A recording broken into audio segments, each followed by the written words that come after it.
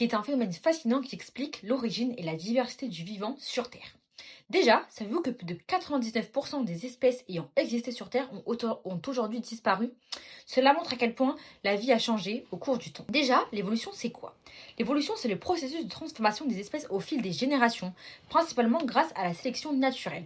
Les individus les mieux adaptés à leur environnement survivent et transmettent leurs caractéristiques à leurs descendants. Peu à peu, cela peut mener à l'apparition de nouvelles espèces. Les premières formes de vie sont apparues il y a environ 3,8 milliards d'années. Depuis, la Terre a connu des périodes d'évolution spectaculaires, mais aussi des extinctions massives. C'est grâce à cette évolution constante que la vie s'est diversifiée sous toutes ses formes, des bactéries jusqu'à l'être humain. Donc, pour l'évolution, il y a eu plusieurs preuves. Donc déjà, l'évolution n'est pas seulement une idée, elle repose sur de nombreuses preuves scientifiques. Tout d'abord, nous avons les fossiles, étudiés par la paléontologie, qui montrent des formes de vie anciennes et leur transformation progressive. Par exemple, le Tarbosaurus, qui est un cousin du T-Rex, a vécu il y a environ 70 millions d'années.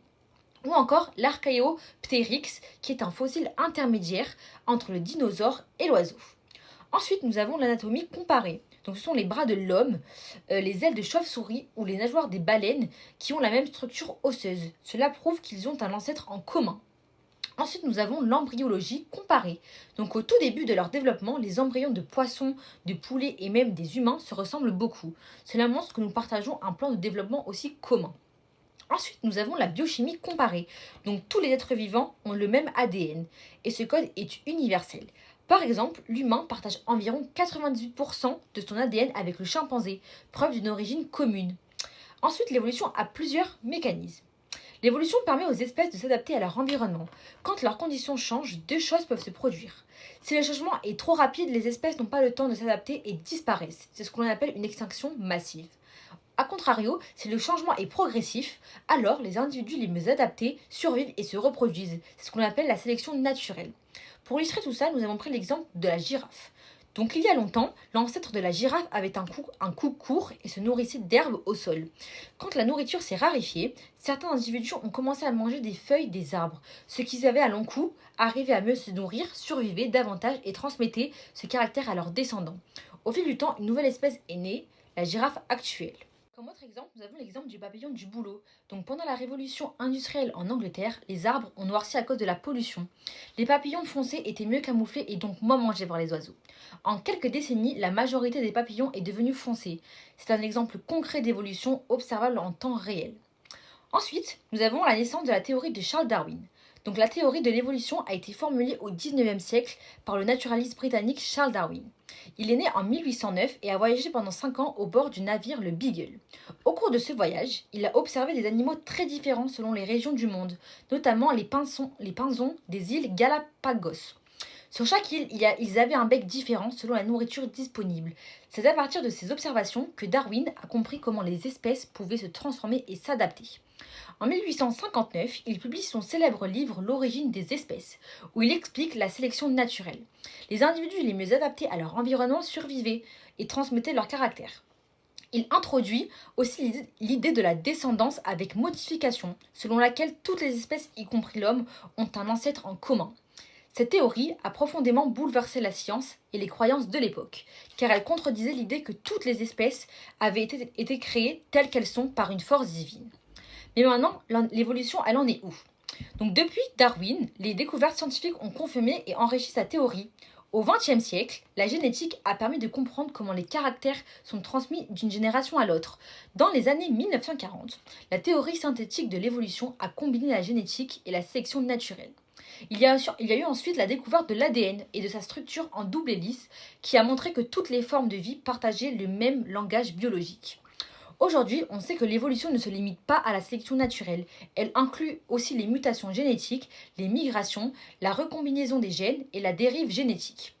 Comme exemple actuel, nous avons les bactéries résistantes aux antibiotiques qui évoluent constamment. C'est une preuve que l'évolution continue sous nos yeux. Comme autre exemple, nous avons certaines espèces animales qui s'adaptent déjà au milieu urbain, comme les oiseaux qui chantent plus fort dans les villes à cause du bruit. Pour conclure, l'évolution des espèces est un processus naturel essentiel qui explique la grande diversité du vivant. C'est grâce à elle que les êtres vivants ont pu s'adapter, changer et survivre au fil des millions d'années. Mais l'évolution ne s'est pas arrêtée, elle continue aujourd'hui. Les espèces, y compris l'homme, poursuivent leur adaptation face au changement de l'environnement, du climat ou encore de la technologie. Comme le disait Charles Darwin, ce ne sont pas les espèces les plus fortes ni les plus intelligentes qui survivent, mais celles qui s'adaptent le mieux au changement. Et pour finir, on peut se poser une question. Sommes-nous aussi en train de vivre une nouvelle étape de notre propre évolution? Donc je vais laisser Hugo finir avec la suite de l'exposé. Nous reposons sur l'histoire de l'évolution et la fin des espèces menacées. Excusez-moi pour ce petit contretemps, mais Océana était un peu stressée, donc forcément elle a parlé un petit peu vite. Et bonjour à tous, ça y est, c'est ma partie. Moi je vais surtout développer l'évolution des espèces et la menace d'extinction définitive des espèces menacées. Pour cela, je vais vous mettre directement un petit extrait, les espèces menacées, un jour. Une question? Ça sert? Ça veut dire quoi ça? Pourquoi c'est comme ça? C'est où? C'est qui lui? Un jour, une question. C'est quoi une espèce menacée? C'est un animal ou un végétal qui risque de disparaître à jamais de la surface de notre Terre. Aujourd'hui, une espèce disparaît toutes les 13 minutes. Et les prévisions sont alarmantes. Un mammifère sur 4, un oiseau sur 8 et un amphibien sur 3 pourraient s'éteindre dans un futur proche. Mais comment sait-on que des espèces sont menacées? Depuis l'apparition de la vie sur notre planète, le nombre d'espèces évolue en permanence. Certains meurent tandis que d'autres apparaissent. La plupart des espèces disparaissent naturellement, mais l'activité humaine accélère ce phénomène. Pour construire des habitations et des routes, cultiver ou pêcher notre nourriture, les territoires des animaux et des plantes sont réduits ou détruits. La pollution au CO2 fait fondre la banquise où vit l'ours polaire. Les insecticides déciment les abeilles. Les trafics sauvages de l'ivoire de l'éléphant, de la corne du rhinocéros et de l'aileron du requin menacent la survie de ces espèces. Chaque année, l'UICN, l'Union internationale pour la conservation de la nature, dresse la liste rouge des espèces animales et végétales menacées. Sur 80 000 espèces étudiées, 23 250 sont classées en danger critique, en danger ou vulnérable. La liste rouge attire l'attention des politiques et du public et invite à mettre en place des actions de protection. Et ça marche. Pour la première fois depuis 100 ans, la population des tigres sauvages a augmenté. Une bonne nouvelle, fruit d'un gros travail de protection de l'animal. Comme la vidéo l'indique, depuis des millions d'années, la vie sur Terre a évolué sans cesse. Les espèces se transforment lentement pour s'adapter à leur environnement. C'est le processus naturel de l'évolution. Grâce à lui, la biodiversité s'est enrichie et diversifiée, donnant la naissance à d'incroyables variétés d'animaux. Cependant, aujourd'hui, cet équilibre est gravement impacté.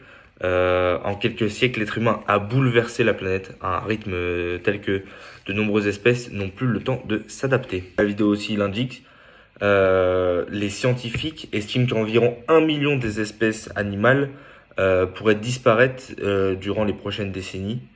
Parmi elles, certains sont déjà en bord d'extinction, notamment le tigre du Bengale par rapport au braconnage, le panda par rapport à la déforestation des forêts. On a aussi l'éléphant d'Afrique qui sont chassés. Les éléphants d'Afrique qui sont chassés pour leurs cornes, qui sont faits en ivoire. Aussi les tortues marines, les coraux et de nombreux poissons disparaissent peu à peu à cause de la pollution, le plastique et la surpêche. Ces exemples que je viens de vous donner montrent à quel point les activités urbaines perturbent les écosystèmes, la déforestation, l'urbanisation, la population. La surpopulation, la pollution aussi, et le changement climatique qui joue un gros jeu dans tout ça, qui détruisent les milieux naturels et réduisent les ressources vitales dont dépendent les animaux en fait. Puis de plus, la surexploitation des ressources naturelles met en danger non seulement les espèces sauvages, mais aussi l'équilibre global du vivant, donc nous les êtres humains. Face à cette situation alarmante entre guillemets, il devient urgent d'agir pour protéger les espèces menacées. Cela passe par la création de réserves naturelles, la lutte contre le braconnage, la réduction des émissions de gaz à effet de serre et la préservation des forêts et des océans. Et il faut aussi sachez que chacun de nous peut également contribuer à la protection de la terre, entre guillemets, de la nature et puis des espèces menacées, en participant à des gestes simples du quotidien, donc limiter la consommation des produits qui détruisent la nature, recycler ou soutenir les associations de protection, par exemple aller ramasser les déchets sur la plage, participer à aussi ramasser les mégots dans les villes, les sacs plastiques. C'est pour ça que d'ailleurs de nombreuses marques et de nombreux géants du commerce ont enlevé tout ce qui est produits plastiques dans leur commerce. Éventuellement, enfin, je pense qu'on connaît tous les sacs qui sont devenus des sacs en carton ou en papier.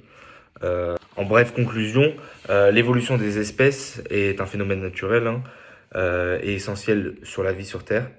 Mais elle ne peut plus suivre du coup notre rythme à cause de tout ce qu'on engendre sur la Terre, à cause de la pollution, le réchauffement climatique, etc.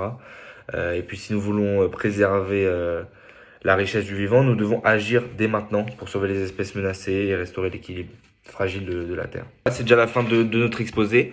J'espère que cette vidéo vous aura plu.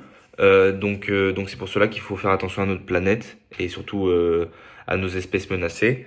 D'ailleurs, le lycée, s'il pouvait mettre en place, comment dire, des journées, par exemple, aller ramasser des mégots, ramasser des déchets sur la promenade ou même dans la ville, ça, je pense que ça pourrait aider un petit peu. Enfin, c'est à notre échelle, quoi.